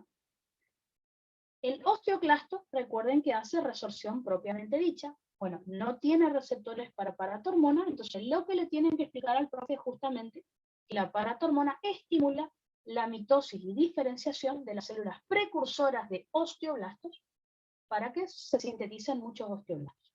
Además, la paratormona estimula los osteoblastos para que sinteticen interleuquinas y rank ligando. Sobre todo el rank ligando se va a unir a su receptor rank, que está en las células precursoras de osteoclastos, para que aumente la proliferación y la síntesis de osteoclastos, y finalmente el rank ligando, que es el más importante, estimula a los osteoclastos ya formados para que hagan resorción propiamente dicha. Eso es lo que tienen que explicar.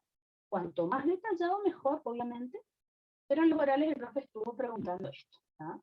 Ya les dije que la clase que tuvimos ayer y la de hoy, el profe preguntó todo el oral a todos. Así que, bueno. Perfecto, entonces.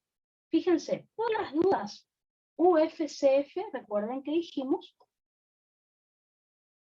No, simplemente estuve diciendo lo que preguntó el profe, ¿está? Que porque me dijeron que se cortó ahí. No, simplemente les dije que esto, el profe estuvo preguntando en los exámenes en diciembre, ¿está? En el recuperatorio de diciembre, metabolismo fosfocálcico, como les dije ayer, el profe estuvo preguntando, ¿vieron cuando estudiamos en renal equilibrio de sodio, equilibrio de potasio? ¿Vieron que estudiamos? Bueno, ¿Cuáles son los procesos renales que realiza el sodio? ¿Cuáles son los procesos renales que realiza el potasio? Equilibrio de sodio, equilibrio interno, externo de potasio. Bueno, el profe en los orales estuvo preguntando, háblame de los procesos tubulares que realiza el calcio. Y los chicos me decían, Hermi, pero nosotros no vimos eso. Vimos en fosfocálcico, le digo. Por eso, en la clase anterior, fíjense que está todo renal sobre el calcio, todo renal sobre el fosfato y todo renal sobre el magnesio, que el profe recontra tomó en los orales. Y no encontraban, claro, porque lo dimos en fosfocálcicos, que es donde se debe dar. Por eso habrán visto que la clase anterior está como mucho hablando, me la pasé hablando de renal otra vez, pero solo para calcio, porque el profe quería saber eso.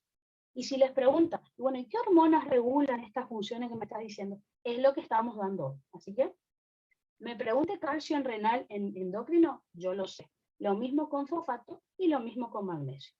Lo mismo hicimos con el agua, con el sodio y con el potasio renal, todo. Está súper completo. Así que todas las preguntas que habrán visto que hizo el profe en el oral el año pasado, ya las dimos. Así que fíjense dónde está nada más. De última, en el bolillero, para el oral yo junté toda la información, así que igual lo podemos repasar para el final. ¿Tá? Así que, algunos nombres raros que están acá. Bueno, UFCF, fíjense que es la unidad formadora de colonias fibroblasto mesenquimática, por las dudas. Bueno, esta ya la conocen. UFCGM, recuerden que era la unidad formadora de colonias de granulocitos y monocitos. Rank L significa rank ligando. Después rank significa receptor de activación del factor nuclear kappa beta. Por si el profe les pregunta, pero lo que quiero que diferencie es que rank es el receptor. Rank L o rank ligando es el ligando justamente para el receptor rank. Así que el rank L, el rank ligando, es liberado por los osteoblastos y el receptor rank está en la membrana de los precursores de osteoclastos y de los osteoclastos. ¿No? Y después hay una pregunta que el profe hace siempre. Siempre pregunta una proteína cuando están hablando de este tema, que es la osteoprotegerina. Osteo de hueso, proteger, ¿ah? Osteoprotegerina. ¿Ah? Es una proteína soluble que también liberan los osteoblastos. ¿Ah? Fíjense, ¿qué es lo que hace esta proteína? Neutraliza el RAN ligando. Entonces el tema es el siguiente. Los osteoblastos liberan RAN ligando, ¿no es cierto? Y el RAN ligando, como vimos, estimula mucho a los osteoclastos. Ahora, cuando ya hubo demasiada resorción ósea, que es lo que les voy a contar enseguida, los osteoblastos, liberan a la OPG, o osteoprotegerina, como ustedes le quieran llamar. ¿Qué hace la OPG? Es una proteína que se une al RAN ligando, y al unirse al RAN ligando no le deja actuar sobre estos receptores. Entonces, fíjense toda la regulación que tenemos acá. Entonces, vuelvo a repetir. El osteoblasto primero libera interleuquinas y RAN ligando. Y esto, ya dijimos, me estimula la resorción propiamente dicha, que ya vamos a estudiar. Cuando ya tenemos mucha resorción, porque nos damos cuenta porque la calcemia ya aumentó mucho, los osteoblastos empiezan a liberar OPG, o sea, osteoprotegerina. La osteoprogesterina se une al RAN ligando y no le deja unirse a los receptores RAN. Y ahí ya no se va a poder estimular más la resorción. Así que muy interesante, como puse acá. Neutraliza el RAN ligando, se une a él y no le deja unirse al receptor RAN.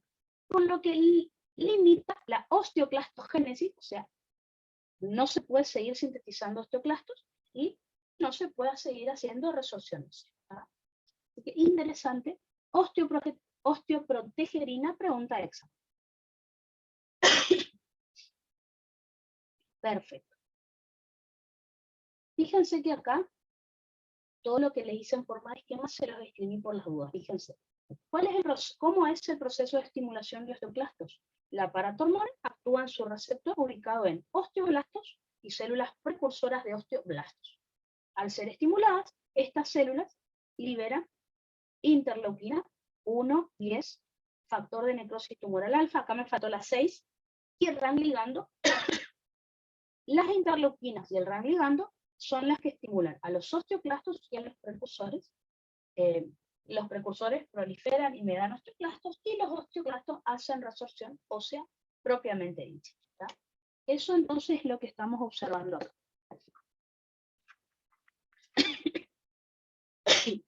Perfecto. Así que, ¿cómo es la resorción propiamente dicha? El tema es que tengo que romper hueso. Ese va a ser el tema.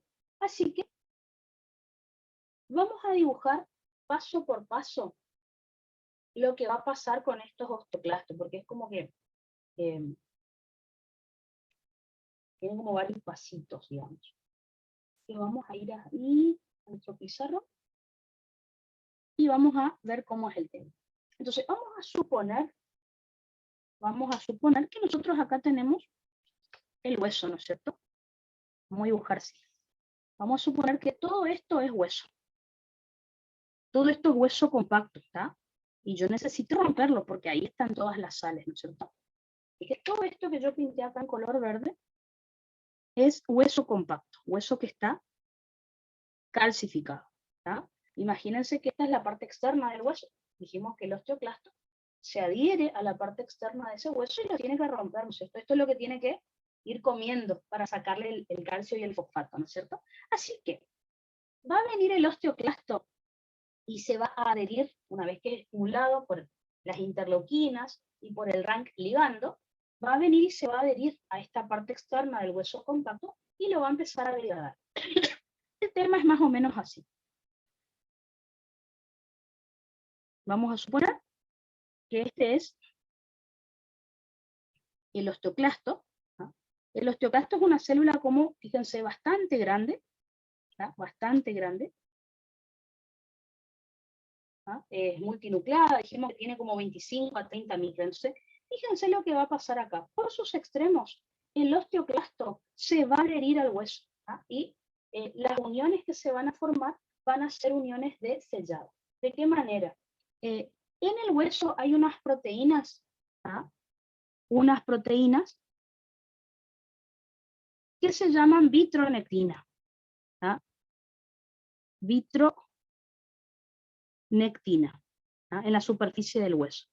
Bueno, el osteoclasto va a tener integrinas que se van a adherir a esa vitronectina, ¿ah? Se van a encastrar y así se va a formar la unión de sellado. ¿Ah?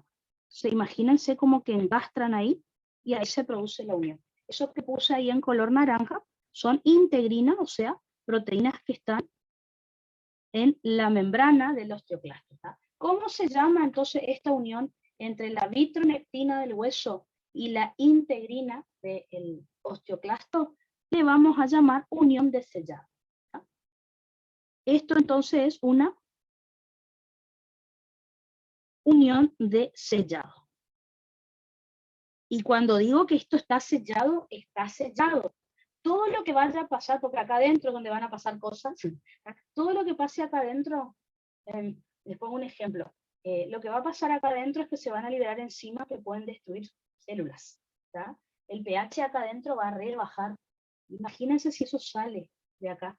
Me puede destruir otros tejidos que yo no quiero. Entonces, las uniones de sellado justamente me hacen que lo que vaya a pasar acá adentro en un rato no salga de ahí. ¿Tá? Bueno, lo mismo de este otro lado. ¿Tá? Tenemos, como ya les dije, la vitronectina en la superficie del hueso y las integrinas entonces de los osteoclastos que van a producir entonces estas uniones de sellado. ¿Tá? Eso es lo primero que va a ocurrir. Si se va cortando o algo me avisan y explico de vuelta, porque el profe toma esto en el examen. ¿Tá? Tienen que explicar bien, es lo que él presta como atención. Bueno, perfecto. Listo. Ya tenemos, se formó como una laguna, podríamos decir, que lo que pase acá adentro tiene que quedar acá adentro, no puede salir de acá porque me puede dañar tejido. ¿Cómo se llama este compartimiento que se formó acá? Se llama lisosoma secundario. Lo voy a poner por acá. Este compartimiento, este espacio que se formó acá entre el hueso y el osteoclasto, se llama lisosoma secundario. ¿Saben por qué se llama lisosoma? Porque va a pasar lo mismo que en un lisosoma que ya conocemos. ¿Se acuerdan que los lisosomas que conocemos tienen pH ácido, tienen enzimas en su interior? Bueno, Lo que va a pasar acá es algo similar, ¿tá? Por eso se llama lisosoma secundario. Bueno, perfecto. ¿Qué es lo que va a ocurrir a continuación? Lo que va a ocurrir a continuación es que yo necesito bajar el pH acá, para que luego se activen enzimas que también actúan a pH ácido. Entonces, ¿qué puedo yo liberar acá adentro para que baje el pH? Como ya sabemos, tiene que ser protones, ¿tá? Lo mejor sería ácido clorhídrico, fíjense, como en estómago. Así que por lo tanto, vamos a liberar ácido clorhídrico al interior de estas células. Como ya saben, es lo mismo que pasa en estómago. Yo no puedo formar ácido clorhídrico acá adentro, porque me bajaría el pH del osteoclasto y el osteoclasto se puede morir, se puede deprimir. Así que voy a liberar protón por un lado y cloro por el otro. Así que vamos a poner por acá. Por un lado, por un canal de cloro, voy a secretar cloro entonces hacia el interior de mi lisosoma secundario. Por otro lado, por una bomba de protones, transporte activo primario, voy a secretar protones hacia el interior de este lisosoma secundario. ¿De dónde salió el cloro y de dónde salieron los protones? Es lo que tengo que resolver. Como siempre, ¿de dónde salen los protones? Del dióxido de carbono de la sangre, eso es lo que siempre sabemos. Así que imagínense que acá, de este lado, están los vasos sanguíneos que están irrigando a los osteoclastos. Así que, por lo tanto, desde la sangre va a entrar dióxido de carbono al osteoclasto. Ya saben, como el dióxido de carbono es liposoluble, es un gas, no tiene ningún problema para ingresar al osteoclasto por transporte pasivo, difusión simple, a través de la bicapa lipídica. Una vez que el dióxido de carbono ingresa al osteoclasto, se va a unir al agua. Y mediante la enzima anhidrasa carbónica, se va a convertir en ácido carbónico. El ácido carbónico, como ya saben, por medio de la anhidrasa carbónica, se va a convertir en bicarbonato y protón. ¿tá? Un bicarbonato y un protón. Acá está el protón que nosotros secretamos hacia el lisosoma secundario, hasta esta cavidad que está acá. Listo, ya está lo del protón. Por otro lado, el bicarbonato se va a reabsorber nuevamente hacia la sangre. El bicarbonato entonces se va a reabsorber hacia la sangre por un transporte secundario de tipo contratransporte. Adivinen con quién. Con cloro.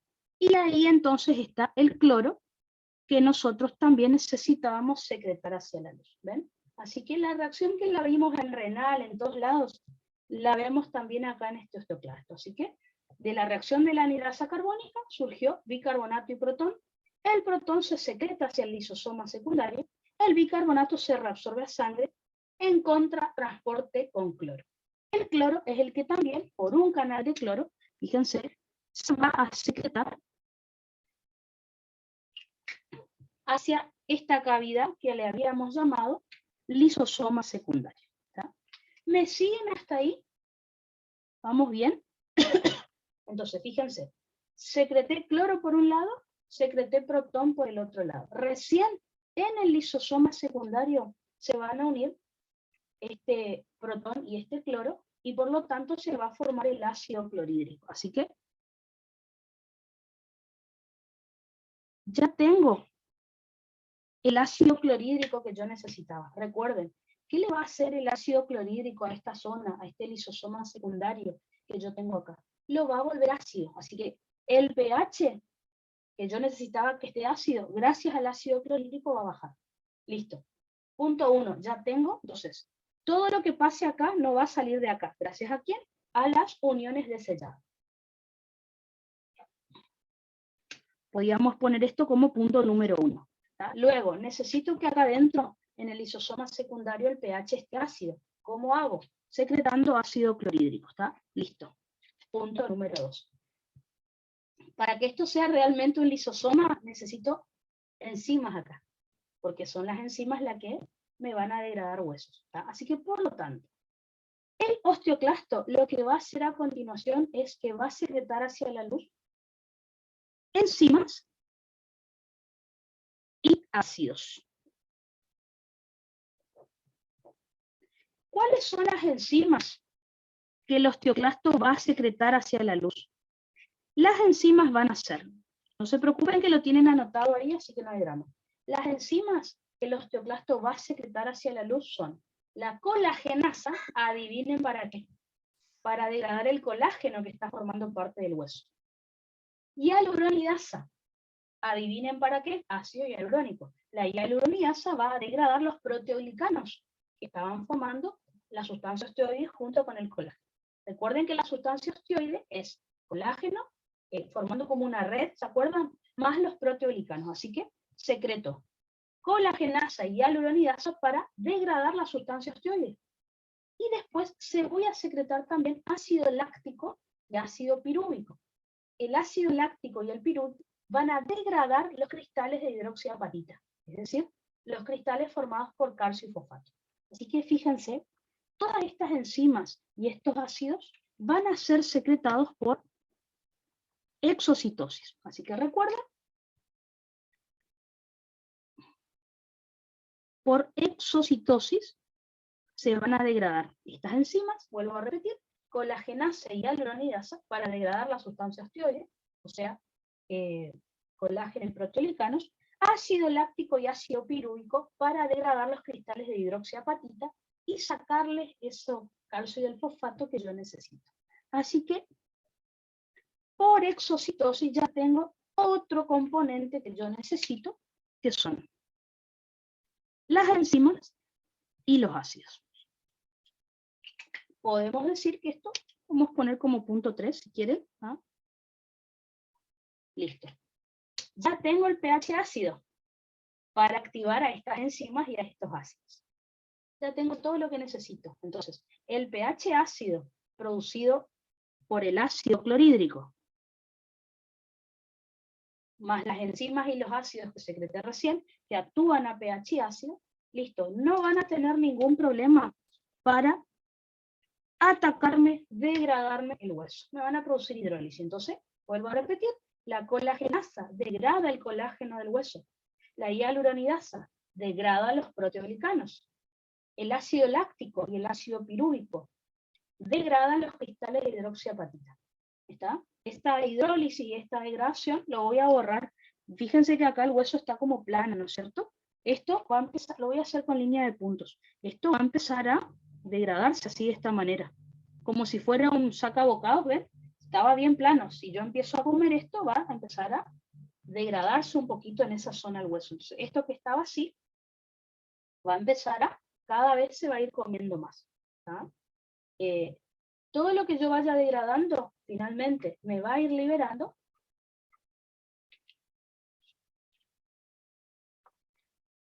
calcio, me va a ir liberando fosfato, que es lo que yo necesito. Lamentablemente del fosfato todavía no se sabe cómo se libera sangre. El del calcio sí sabemos, así que esta degradación y esta hidrólisis del hueso me libera calcio, me libera fosfato, ambos van hacia la sangre. No sé el fosfato cómo todavía, seguramente por un cotransportador, exactamente no se sabe qué proteínas utiliza. Pero del calcio sí sabemos, y son las mismas que estudiamos para osteocitos. ¿Se acuerdan cuando vimos osteólisis? Entonces, una vez que ya tengo calcio y fosfato en el lisosoma secundario, recuerden que por acá no pueden salir, porque por las uniones de sellado, nada de lo que pase acá va a salir.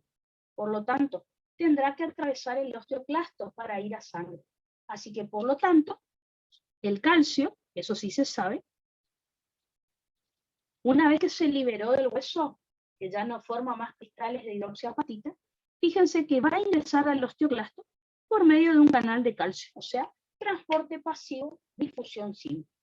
Y por último, una vez que ya tenemos el calcio dentro del osteoclasto, va a pasar a sangre mediante una bomba de calcio. Y ahí me aumenta la calcemia, que era lo que yo necesitaba.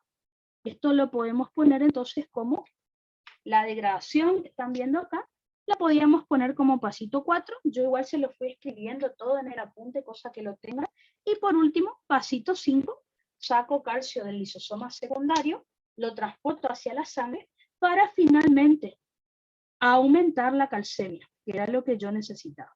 El fosfato también va a pasar a sangre, pero no les puedo decir exactamente por qué mecanismo. Pasa a sangre, eso sí, no se preocupen, pero no sabemos exactamente qué transportador utiliza, nada más. ¿Ya? Entonces, perfecto. Esto es la resorción propiamente dicha. El profe hizo una pregunta de examen el otro día, no, en diciembre, ¿no es cierto? La pregunta de examen era, si por alguna patología, creo que decía, había una inhibición de la resorción ósea, ¿cuál de las siguientes sustancias esperaría que esté disminuida? Y ponía varias. Una de esas sustancias que aparecían, solamente la contestó correcto el que estudió el tema, que eran enzimas hidrolíticas, decía. Uno por ahí dice, bueno, si no funcionan los osteoclastos, ¿qué podría estar disminuido? Por ejemplo, y decía, disminuido, no sé, la fosfatemia, no sé. Ponía varias opciones. Fíjense que ahí les pasé la pregunta. Bueno, una de las opciones decía hidrolasas ácidas, son las que van a estar disminuidas. Disminuye la liberación de hidrolasas ácidas, algo así dice. ¿Ah? Y era la única que era correcta. Lo que pasa es que uno se daba cuenta que era hidrolasa ácida, porque son estas de las que estamos hablando. ¿Ah? O sea, el que había estudiado este tema sabía que eran las hidrolasas la correcta, pero por ahí uno, leyendo osteoclastos, la verdad que no se lo imagina hasta que ve esta parte, ¿tá?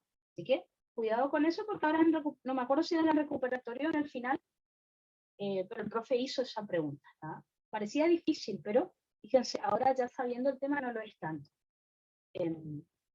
Y lo más importante, los receptores de hormonas que yo les conté, ¿tá? Esto si les toca en el oral, lo explican así, y perfecto, el profe no les pregunta nada más, porque esto es lo que quiere saber, bien en detalle, digamos. ¿Tá? Bueno, y lo del osteocito, que es súper fácil, cortito, pero bueno, vamos a repasar entonces por las dudas todo lo que les dije. ¿Dónde está? ¿Cómo estamos de tiempo? Bien. Entonces repasemos todo lo que les dije, y después sí nos vamos un rato al recreo. Fíjense, acá les hice el dibujito, ven hace un ratito, lo de la vitronectina con la integrina, después acá lo de la formación de ácido clorhídrico en el lisosoma secundario por la secreción de protones y de cloro, luego la secreción de enzimas desde lisosomas primarios, obviamente, por eso la cavidad que está acá se llama lisosomas secundarios, la degradación del hueso, y fíjense cómo logramos que el calcio pase a sangre. ¿No? Y acá, lo que les conté paso por paso lo escribí. Fíjense, el osteoclasto se adhiere al hueso compacto por medio de uniones de sellado. Es decir, que las integrinas ubicadas en la membrana plasmática del osteoclasto se unen a vitronectinas que están en la superficie ósea. De esta manera se forma una cavidad llamada lisosoma secundario. Luego de esto, el osteoclasto, dijimos como paso 2, que secreta protones y cloro hacia el lisosoma secundario por medio de una bomba de protones, que es transporte activo primario, y un canal de cloro, que es transporte pasivo. Lo único que no les expliqué acá es la reacción de la anhidrasa carbónica, pero la vimos acá, fíjense en nuestro esquemita, como hemos visto en renal, por ejemplo. ¿tá? El ácido clorhídrico que se forma en el lisosoma secundario baja el pH del lisosoma. Como tercer paso, yo les conté que se liberan enzimas como la colagenasa y la hialuronidasa, y ácidos como el ácido láctico y el pirúvico hacia el lisosoma secundario por medio de exocitosis. Así que juntemos esas dos informaciones, el pH ácido producido por el ácido clorhídrico y todas las enzimas y ácidos que yo liberé hacia el lisosoma. El pH ácido activa lo que es enzima y ácido láctico y pirúvico.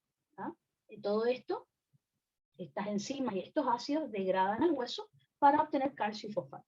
¿De qué manera? Fíjense, la colagenasa degrada el colágeno de la sustancia osteoide.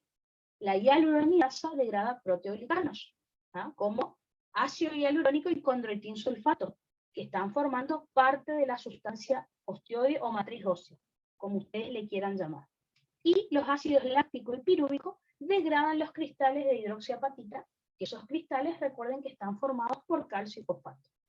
Finalmente, el calcio pasa a sangre. ¿De qué manera? ingresa al osteoclasto por canales de calcio y pasa sangre por la bomba de calcio ATPase.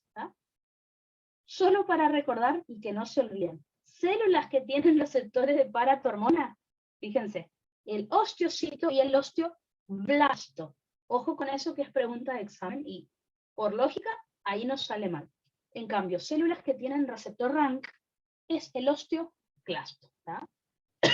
Células que realizan resorción, sí, son el osteocito y el osteoclasto. El osteocito, recuerden que realiza osteólisis, y el osteoclasto, resorción propiamente dicha, ya sea forma rápida o forma lenta para aumentar la calcemia. Acá tenemos el dibujito con todos los pasos que vimos recién, por si se olvidan algo que lo puedan repasar. Perfecto. Con eso entonces terminamos todo lo que teníamos que saber acerca de la paratormona. Así que ya estudiamos vitamina D. La vitamina D, entonces recuerden, principal función que tenía, aumentar la reabsorción de calcio y de fosfato en intestino delgado, principalmente duodeno y yeyuno.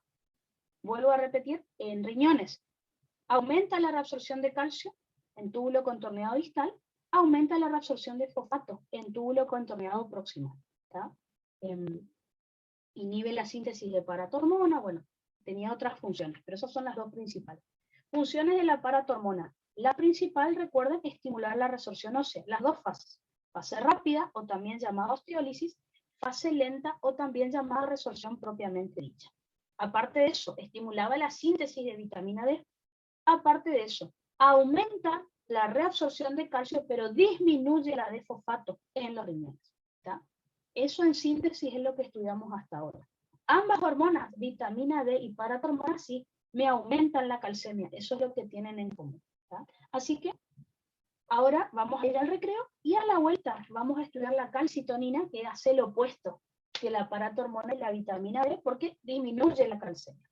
Y después no quedan enfermedades nada más. Así que son las 10, hacemos 10 minutitos de recreo y luego vamos a seguir con lo último que nos queda.